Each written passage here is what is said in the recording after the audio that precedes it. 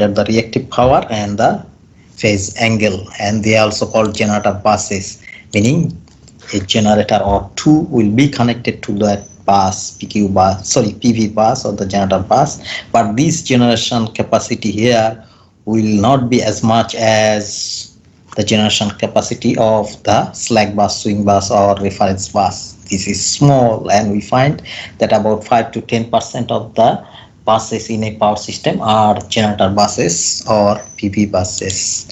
And then the next one is the voltage control buses, where we need to control the voltage of each and every bus within a certain range, plus minus 3% or plus minus 5%, depending on what voltage level we are working. So for these things to happen, we use different types of equipment. It can be a synchronous condenser, meaning a synchronous generator, but it's running like only supplying reactive power. So we can run a synchronous generator or a synchronous motor. It can be the same thing, but we make sure that during operation it supplies only reactive power.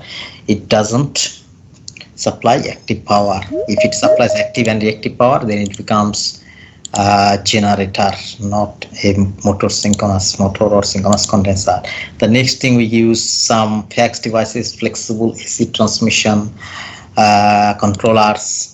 One of them is a static VAR compensator. So the VAR, reactive power, volt ampere, is compensated by this type of device for voltage control purposes. The next one, it can be a simple thing that we use in most of the cases to maintain the voltage, a tap changing transformer. And for tap changing, we have on load tap changing transformer. We also have off load tap changing transformer, meaning when the load is on, we still can control them. They are very expensive also.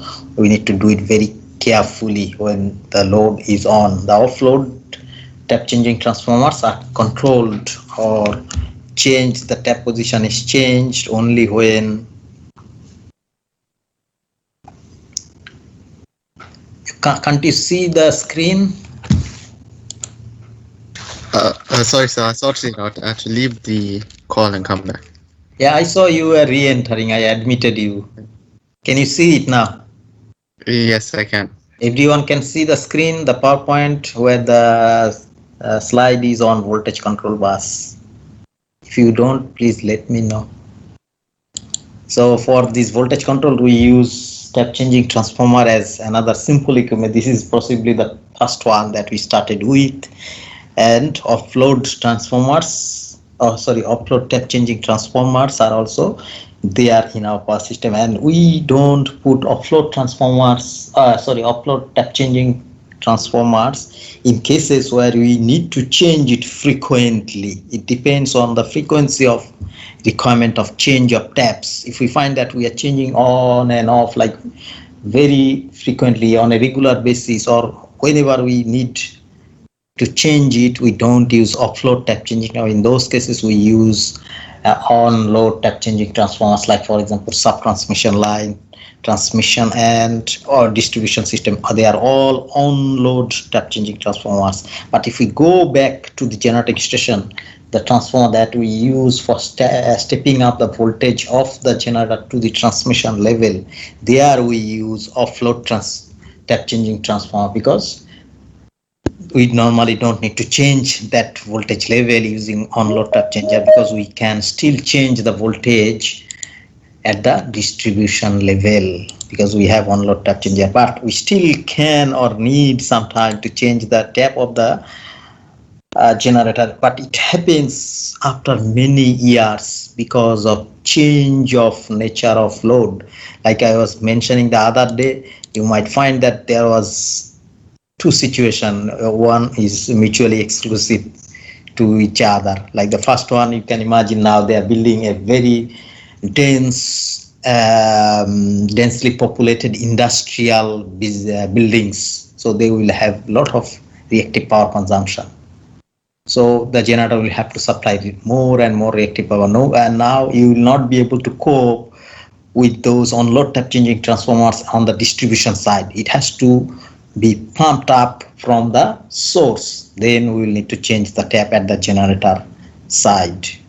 It can be the opposite, like I was mentioning the other day, that we were having a very large industrial area, a lot of reactive power consumption was happening. But over the years, after 25 or 30 or 40 years, I might have a situation that industries are now closing, shutting down. So the reactive power consumption has come down to a value. Now we need to go back to the source side, meaning the generator side, and change the offload tap changing position. That we do after many years. So those are the buses. Now I'm coming to the position. We mentioned that we need to have a bus which is labeled as bus 1 normally. In some cases, it may not be a bus 1, but it might be bus 9 or bus 10, depending on the system they have configured, or the researchers or the people have configured. So why do we need a slack bus? So I have just formulated a very simple case study here. I kept it small in terms of the number of buses, like when we formulated the equations of.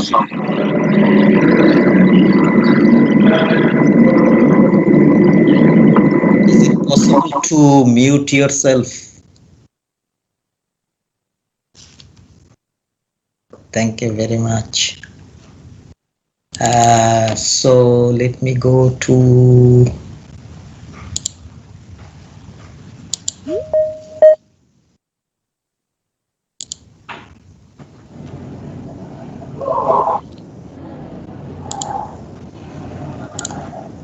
So I kept the number of buses in this system because I want to make sure that we understand it by limiting the number of buses in the system. And for that I kept it to be of 4 bus system. So we consider that it's a 4 bus system that we are talking about, and in that system we have 2 buses which are PQ buses, and 1 bus is a PV bus, and we mentioned that the other bus, the 4th one, is a slack bus. Now if we look at the table of this system where we specify the bus number 1, 2, 3, 4, we have 4 buses in this system, so we label them as 1, 2, 3, 4, and the type of the bus we need to now know. We just cannot say now, hey, we have a number of buses, or we have 4 buses in the system, and we don't know which bus is of which type. So we need to know which bus is of which type. So bus 1 is the slack bus, we label them. The other buses, bus 2 and 3, we said 2, there are 2 PQ buses, so we label them 2 and 3 as PQ bus, and bus number 4 we considered is a PV bus, or the generator bus, where there is a generator or a number of generators connected, but the generation capacity of this bus 4 is less than the bus 1. Highest number of generation capacity, active and reactive power, is sitting at this bus 1, which is a slack bus. Now we come to the next column, which is showing the known parameters of those 4 parameters. If you remember, P, Q, voltage magnitude, and the phase angle. So bus 1 is a slack bus, so P and Q are unknown. P and Q for this bus is unknown. So P1 and Q1, because it's for bus 1, we label those P and Q and the V and the phase angle according to the number. So you see here, V1 is for bus 1, delta 1 is telling us that it's related to the bus 1, Q1, the power, active power, is related to bus 1, and so on. So known and unknown for the bus 1 slack bus is shown here. Bus 2 PQ bus P and Q are known, so P2 and Q2 unknown, and the unknowns are V2 and its angle, which is delta 2. Similarly for the bus number 3, it's also a PQ bus that we have defined there or assumed there, and then the active power and reactive power will respectively be P3 and Q3. Similarly, if we come to the unknowns for this bus 3, the voltage magnitude, which is V3, and the angle is delta 3. So for the PB bus or the generator bus, what are the knowns? The P and V. The active power, which is P4, and the voltage magnitude, which is V4, and the unknowns are the reactive power Q4 and the angle of the voltage, which is delta 4. So these are all the bus numbers, bus types, known and unknown variables or parameters. Now if we want to look at the total power loss, which is labeled as PL, how can we write that? Is sum of all the power losses taking place in the system. And we have 4 buses, so I will change from 1 to n. So P1, P2, P3, P4. So that's the total power losses. And if we look at which are known and which are unknown, P1 is unknown and all other P2, P3, P4 are known. If we look at this table, I just copied and pasted that same table from the previous slide here for us to see it clearly. So only P1 is unknown, P2, P3, P4, they are known. So if we can assume that that's equal to K1, which is known, we can write that equation is like this, P1 plus K1, because P1 needs to be determined. Similarly, we can look at the active reactive power loss. So it's the same thing, QL, total reactive power loss. It changes from bus number 1 to it goes from bus number 1 to bus number n, which is 4 here. So we can write Q1 plus Q2 plus Q3 plus Q4. Again, we look at what are known values there, what are unknown values there. So we can see that what are the knowns here. We can see that Q known is Q2, Q3. So Q2 and Q3 are known, and Q1 is unknown, and Q4 is also unknown. So we can write that equation as in terms of unknowns and the knowns, and the Q1 and Q2. Now these Q and P, these need to be determined to operate the system in a steady state. If you remember, when we talked about the power flow study, our aim was to operate the system in a steady state manner, meaning the power generation. And I'll come to the question that you asked. I will need to go back to that email. Was it Sahil sent the email? Yes, sir. Okay, I will need to come back to that email. Remind me again, but I'll come after this before we start the tutorial. So we can try always to balance the generation and demands, and hence we will be able to reach the steady state. Now for us to supply the required amount of active power and reactive power, we'll have to solve the power flow studies equations. If you remember the P equations and Q equation, for n number of buses there will be n number of P equations, for n number of buses there will be n number of Q equations, and there will be 2 variables known, 2 variables unknown for each and every of those buses, and then we know what will be the P and Q that needs to be supplied, like these all P and Q. Once we complete the power flow study, we will know what will be the active power and reactive power that needs to be supplied by the slack bus. So to conclude or simply state now, if we don't have a slack bus, then who will be supplying the required amount of active power and reactive power such that the power flow is steady across that whole power system that we are considering. In other words, if we can take a general analogy, let's say there are 10 people who are consuming money, amount of money, certain amount of money, and that changes from time to time. Their demands of the money, they change from time to time. So some people will be, a number of people, if in general, will be supplying them that amount of money they demand, and we combine them, the suppliers total amount of money we combine, and then we distribute. Similar thing happens here. So we combine all the generations from the slack bus as well as from the PV bus, and then that must meet, or to be specific, it has to be exactly equal to the demanded power, active and reactive both. So once we have solved that, then we will know, okay, how much demand is there in which of the buses, then that will be supplied by the slack bus and PV bus, generator bus. So slack bus is the most important bus. And another reason, what I was mentioning previously, that slack bus will have the most amount of generation in the whole power system that we are considering, because in that case it becomes easy for that generator, because if you are rich and if I ask for 100 rand, you just can give it. If I ask for 200 rand, you can give it. It's same thing.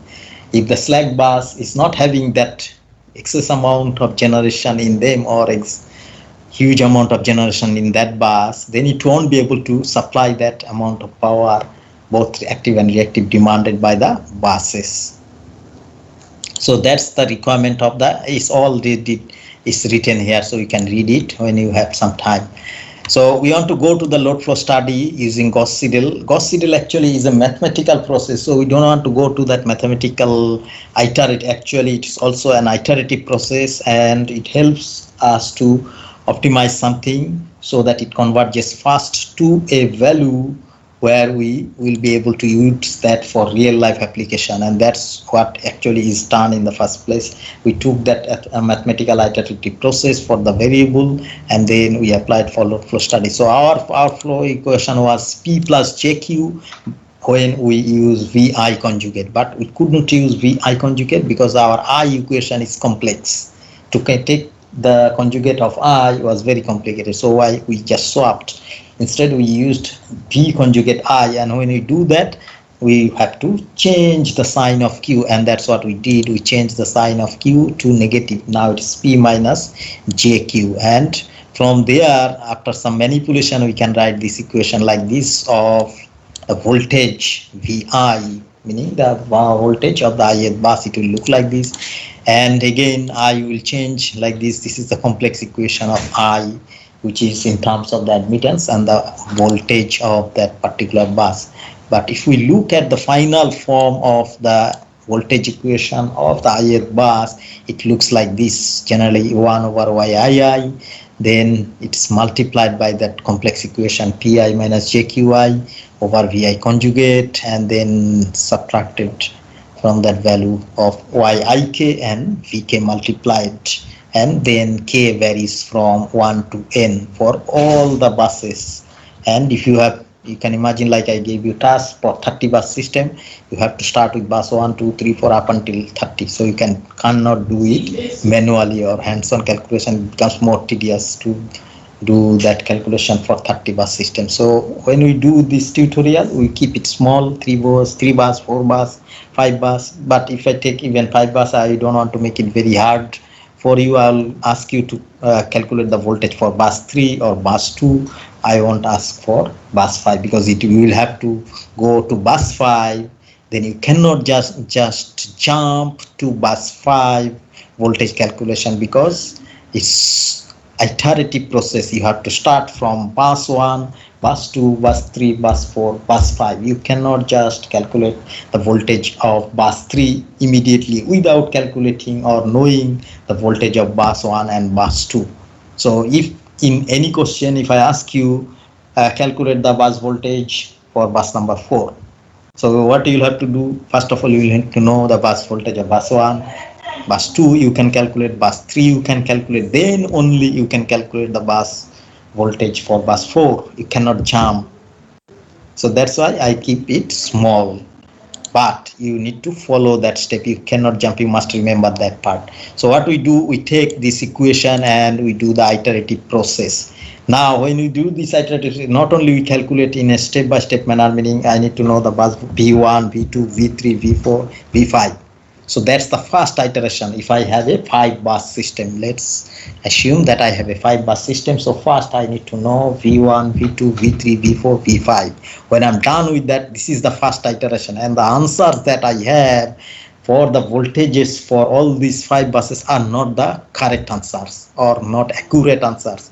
To get more accurate answers using Gauss Seidel or Newton-Raphson's or first decouple, we will have to do the same thing again, iteration, meaning we redo the calculation once again, and that will be second iteration. So in second iteration we do the same thing, V1, V2, V3, V4, V5. So we complete with the second iteration. Again the answer is still not accurate, so we go for another iteration, V1, V2, V3, V4, V5. So third iteration is complete, and the answer is still not accurate. So we go for another iteration and so on. And when do we stop then? Do we go for iterations and iterations and iterations? No, we need a tolerance level, meaning we check the difference between the current value and the previous value. Let's say I have completed 5 iterations. So for V5, I take the fifth iteration value and fourth iteration value. And if the difference is smaller than a predefined tolerance value, then I'm happy. Let's say I would say that the difference between these two iterative values should be less than 0.01.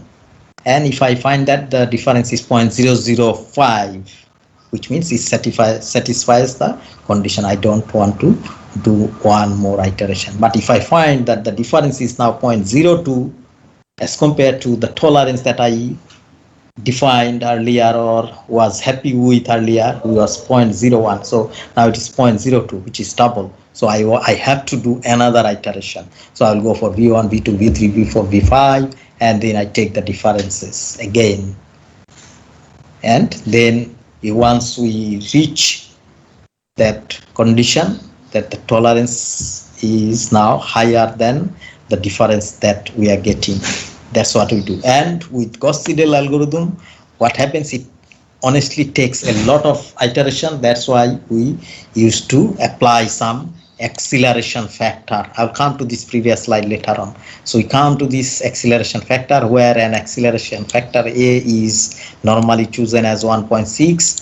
It's recommended by people who have researched on this aspect a lot, and that speeds up the convergence of the value to the level which is more or less accurate. So that is applied to Gauss-Seidel method to speed up the convergence of the value that we want to be happy with, or that makes sense. Now I showed you the VI equation here for the Gauss-Seidel method that we are going to use it here. Now I'm coming to general equation. Bus 1 is slack bus that we normally used, and for that bus 1, if we remember now, bus 1 is giving us the V magnitude and angle. These two are known, so V1 is known, so we don't need to calculate V1. So it's known, or we set it to be 1 per unit at an angle 0 degree.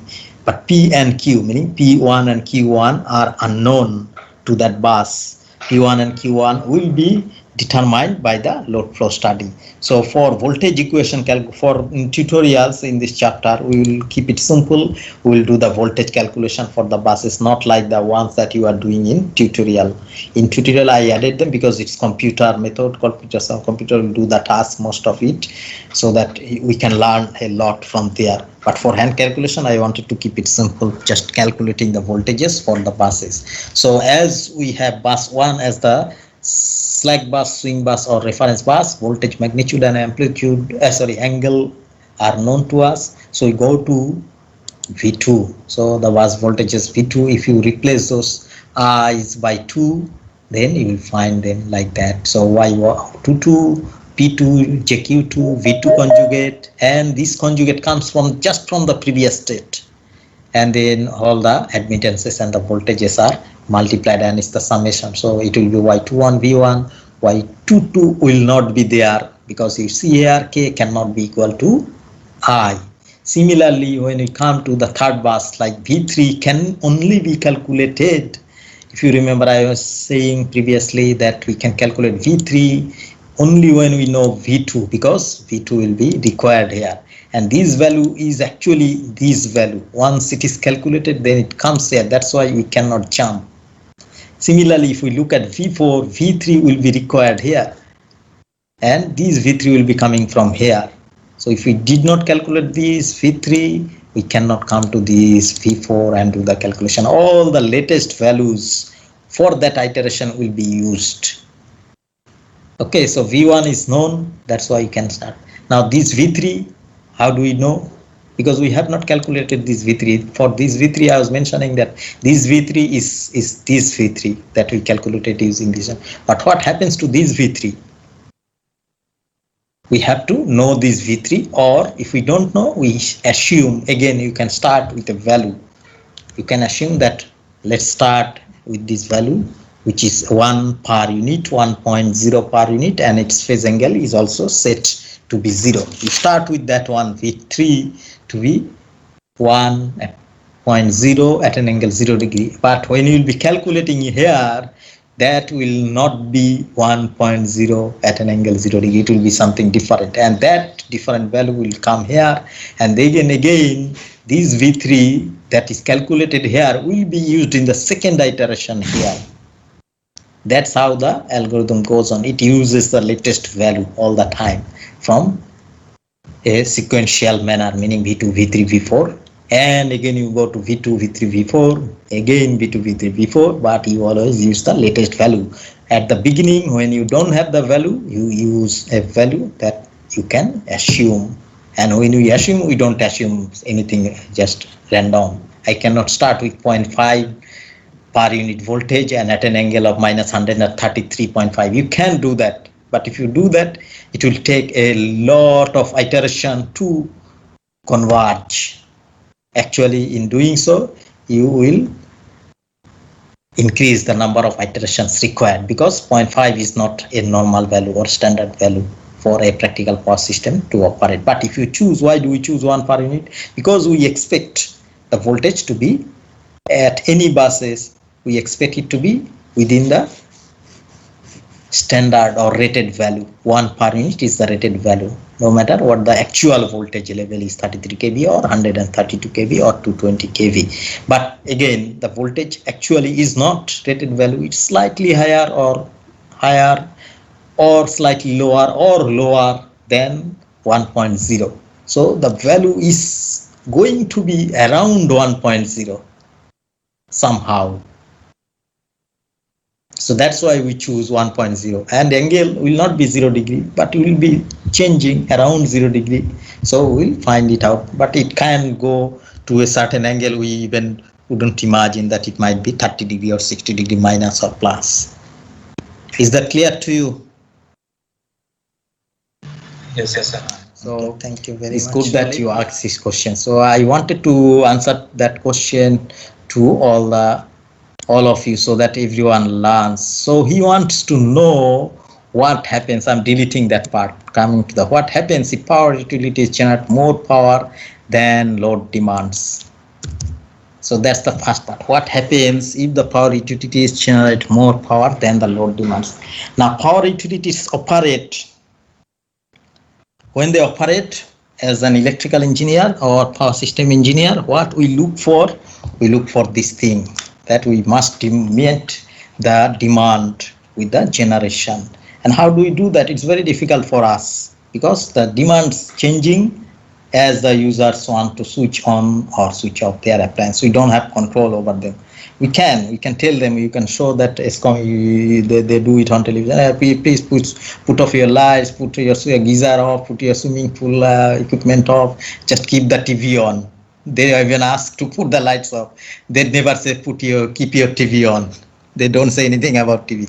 But for us, what we look at actually, how do we know that our generation is matching the demand or exceeding the demand, or our generation is less than the demand at the moment, at any moment? At any moment means it's a split fraction of seconds. Every moment, every fraction of second, we look at that. We look at that by looking at the frequency. We look at the frequency. So we look at the frequency. If we find our frequency in South Africa is 50 Hertz, it means power generation and power demand are exactly same, exactly. So we have a frequency meter always.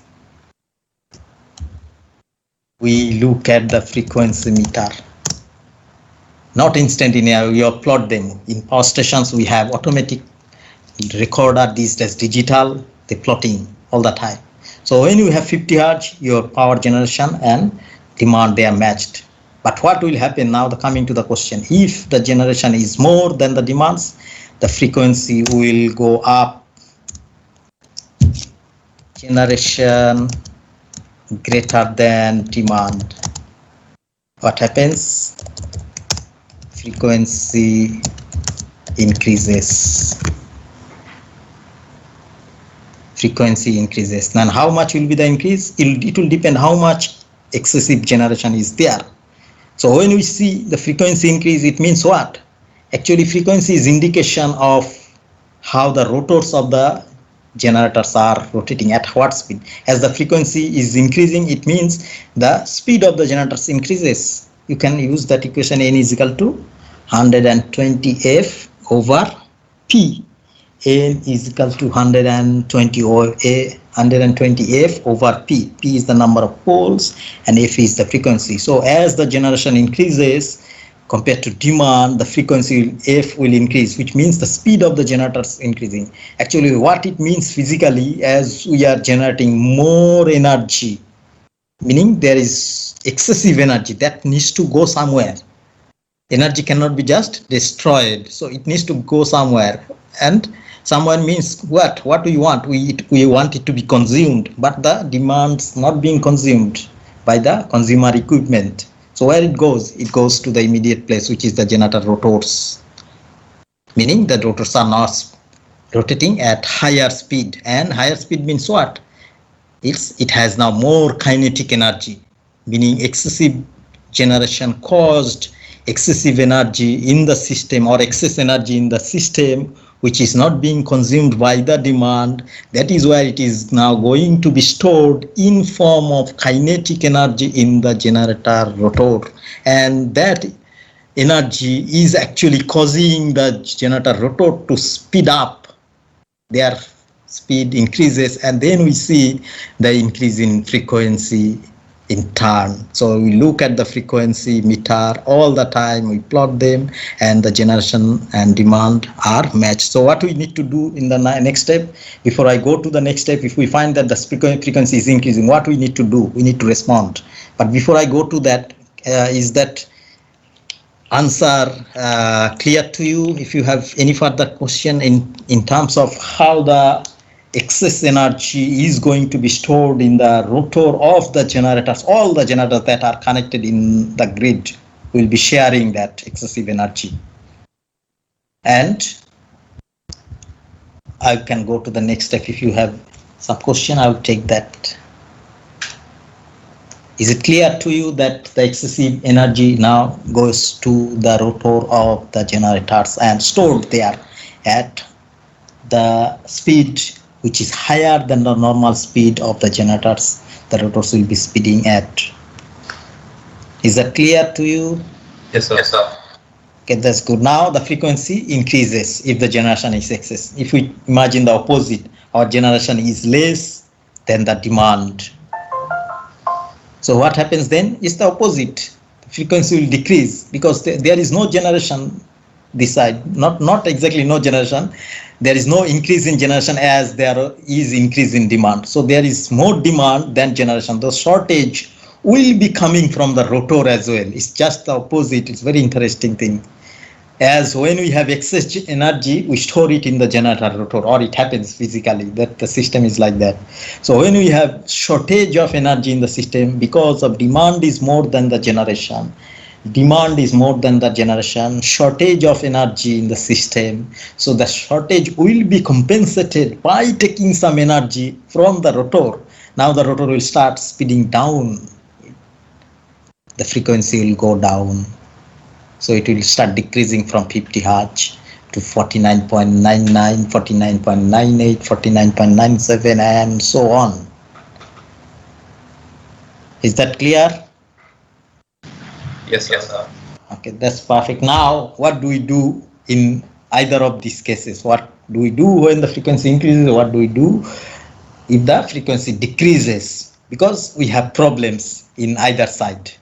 If it starts increasing and goes on increasing, we have problem. If it starts decreasing and goes on decreasing, we also have problem in that case as well. So let's take the first case. If the frequency, let's talk about the problem first.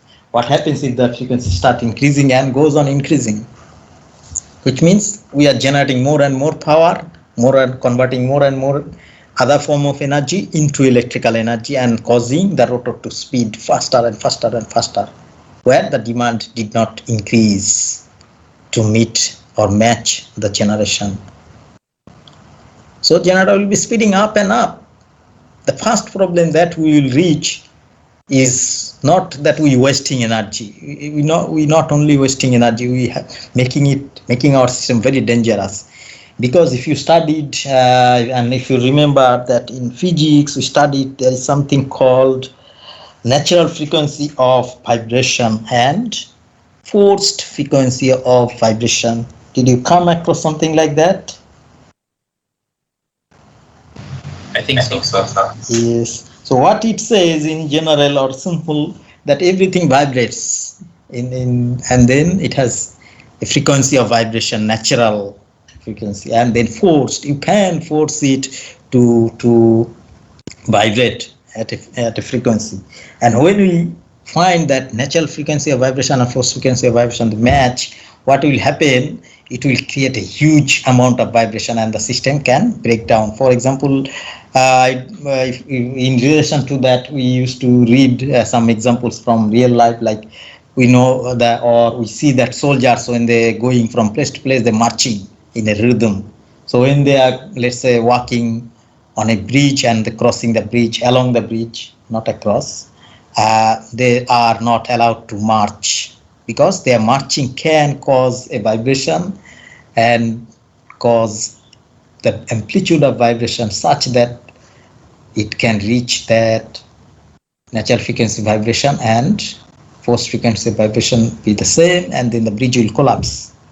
And that's what we see also in our electrical circuit when we find that resonance, electrical resonance, we find that current is maximum. If you remember series resonance, if we make our inductive reactance and capacitive reactance to be the same, and there is little bit of resistance in the circuit, so what will happen? R, L and C are there. So L and C part, they will cancel each other. If they cancel each other, it will be resonance, because we'll see the current is the maximum. And because the current is maximum, what will happen in turn? The voltage drops across those three elements will also be maximum, because IR, if I is maximum, then IR is maximum. IXL, if I is maximum, then IXL part will also be I, then XC will also be the maximum. So when resonance happens, the maximum thing will happen. So if we allow the generator to rotate at a speed which might take it to that position where the resonance is going to take place, a huge amount of vibration will happen, and the bearings of the generator turbine rotating mass will be damaged, and then they will run away, literally. They will run away. It happened in real life in Philippines many years ago though, but we have protection against that. So we don't want that to happen. For example, our 50 Hz frequency, and if we assume that our thermal power generating stations and hydraulic power generations, they are different in terms of number of poles. Thermal power generating stations, they have number of poles, normally 2 poles. But if you go to hydroelectric power plants, you will find generators with more number of poles, 8 poles or more than that, 6 poles, something like that, because their speed is low, because we have to match to 50 Hz. So there we change the number of poles. But again, when we do this part, let's say for thermal power generation, because we have major part of power that comes from thermal power generation, we have 2-pole machine, 50 Hz, that runs at normally 3000 RPM, 3000 revolutions per minute for a 2-pole machine operating at 50 Hz. So for that machine to go to that resonance range, it depends on the mass of the rotor. So it will depend on that particular machine, particular machine. The manufacturer or the supplier will give you or the operating personnel, when they supply that generator, that this is your resonance speed, which is 3340 3305. So don't go there. We must know that 3305 RPM is the resonance speed. Don't go there. If you have to go there somehow, make sure that you don't stay there. You just bypass. Sometimes in our real life we do that. That area is very dangerous. But what I'm going to now do, I'm going to see Zacharias, but I have to go through that place. I cannot bypass. So when that place comes, which is dangerous, I just speed up my car so that I go fast. So that 3305 is also something like that. So you don't go there. You don't want to go there. You just have to make sure you are always below that. So we have a trip, protection trip. One is electrical, the other one is mechanical. So electrical high frequency trip we apply. The second one is, if it doesn't happen, then we go for mechanical. Mechanically, the turbine generator will be shut down. The protection comes in the form of shutting it down completely. We don't want to keep it in operation because it's dangerous. We will start again. But if we don't stop, we might damage things because these are multi-billion-dollar equipment. And not only that, we cannot just replace, go just immediately. We'll have to wait for a very long process and very long period of time once it is damaged. It takes 2 years, 3 years to put a new generator in place of a broken one. So that's that part, higher frequency side. And it's 2 o'clock, but let me finish that lower frequency side. So if we start thinking that the frequency is now decreasing because the demand is more as compared to the generation. So we'll observe the frequency meter and we see the frequency is going down. 49.5, sharp jump, 49, 48.5 and so on. What happens? These generators are not only generating powers, these generators also consume power before they can generate power. So a generator is a machine that we have studied. From the definition, we know that an electrical generator is a device or an equipment that takes mechanical power as input or other forms of energy as input and then gives us electrical energy as output. But for all those other things that are supposed to happen around that generation process, that also takes some electrical power as an input. If you don't have electricity in the first place, you cannot generate electricity. That's how it is in some cases, not all the cases. For example, okay, you can say that I have an hydroelectric power plant. I use water to generate electricity. So how do I need electrical energy to generate electrical energy from the generator that is situated at the hydroelectric power plant? Yes, you still need it because you need the water supply to go to the hydroelectric turbine. That will rotate. That rotation will be coming to the generator rotor, and then you will get the voltage at the generator terminal. You connect the load, get electrical power. But to open the valve that will supply water, it's a very huge valve. You can't open it manually. So you need an electric motor. So the electric motor will definitely need electricity. But you can now go back to photovoltaic power that you don't need electricity for that. You can go to the example of wind energy that you just need wind energy. But for the control part, we just cannot have any equipment in these days. For it to operate, we need controls. For that control part, we need some sort of electrical power. It may be minimum. And that minimum is how much minimum? For thermal power generator station, we need 8 to 10% of the power generator capacity. Let's say if you have a 100 megawatt generator, it will need in the beginning 8 megawatt to 10 megawatt electricity power to generate that 100 megawatt. So when it is generating 100 megawatt, actually it's not delivering 100 megawatt out for the consumers. It's generating maybe 92 megawatt or 90 megawatt because it is consuming its 8 or 10 megawatt that for its own requirement. So when the frequency goes down, those auxiliaries, like I gave the example of hydroelectric power opening a valve and a motor is required. That motor is now, the frequency is low, 48. The motor can't rotate. The motor will stall. So a lot of problems happens with the auxiliaries in various types of power plants when the frequency goes low. So we also need to have a protection on the lower side. So now our aim, let's say, if we consider a range of frequency 50 hertz, and if we say we are operating within a range of plus minus 5%. So plus minus 5% will be how much? You tell me the higher value and the lower value of the frequencies where we should always be within that range. What should be the values of the frequency if we take plus minus 5% of 50 Hz? Tell me quickly.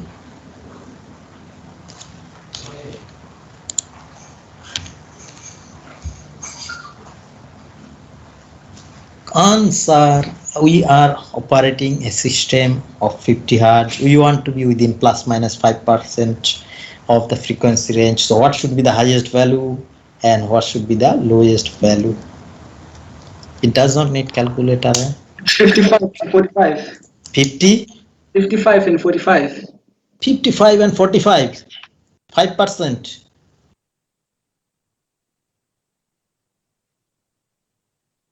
Can you check?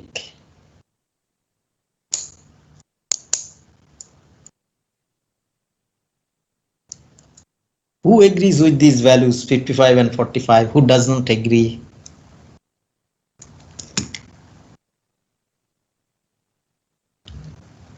Yes, 47.5 and 52.5. 47.5 and 52.5 are the values.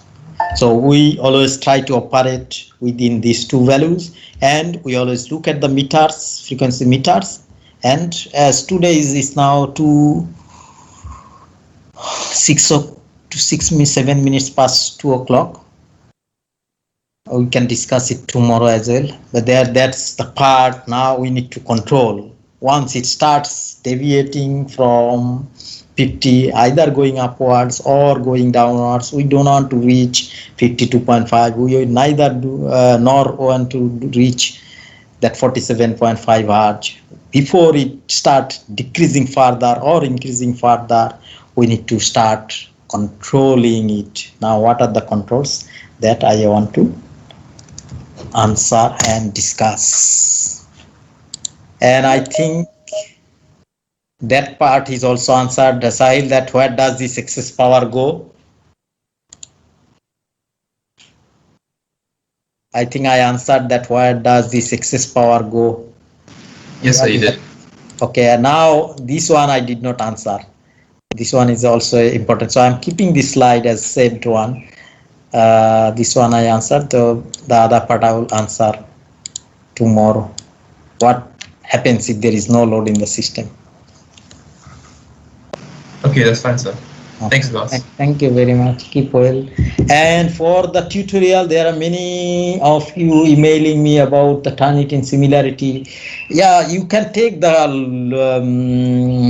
codes, but you should not just directly use them. If you directly use them from them there, then you will get a very high similarity index. What you need to do, ideally, you learn the logic they have used in developing that series of commands, and then you write your own, use your own variable names and so on. Then it will reduce the Turnitin index. And I received an email that while you submitting your report to Turnitin, can you put your table as a picture so that it doesn't pick up? Don't do those tricks. It's even seen as an offense. Actually, you're tricking, you're trying to fool us. You understand? So we know those things. So don't apply any trick. I'm okay. Although I said 15%, I will say okay, it's 18%. I know the reason why it is 18%, but I wouldn't like, or we don't like those tricks to reduce the similarity index unethically. All these things are related to ethics actually. So don't try anything like that. Rather, I will take 18%, which is not a problem.